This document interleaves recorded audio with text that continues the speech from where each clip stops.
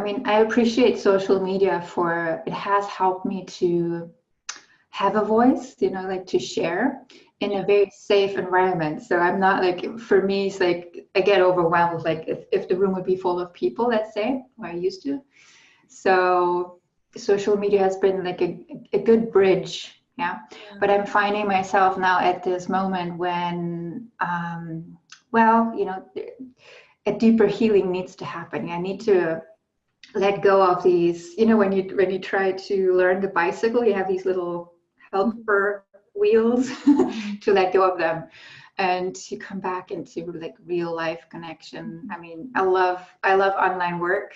It has been enabling me to do and to spread my message, and I know where my next edge is. So and when I'm saying why I mentioned that social media is like when I'm reading things there, sometimes you just you're not often we're just catching some words and we don't really know what context they're coming from. We don't know who's saying it. So there's so much misunderstanding also when people just read a few words that you just said and they're like, no, that is very generic or whatever they say.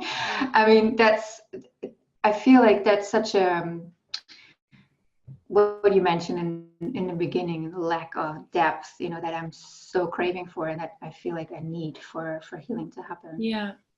And at the same time, social media are a good playground or warm up. Absolutely. For also tuning into the intensity of contact, because I think everybody wants to be more alive in her or his life. And everybody is afraid only due to trauma, because trauma shrinks our capacity and tolerance for intensity in life way before we have pleasure in intensity.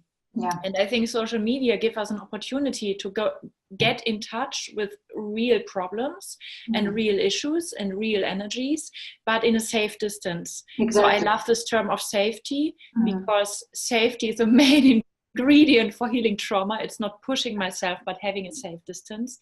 And I'm also fascinated by, I used to think that the digital world is a dissociated world and the physical world is real.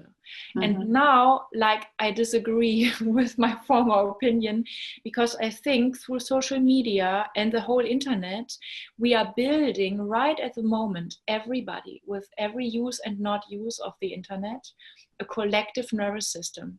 And it reflects something so well back to us.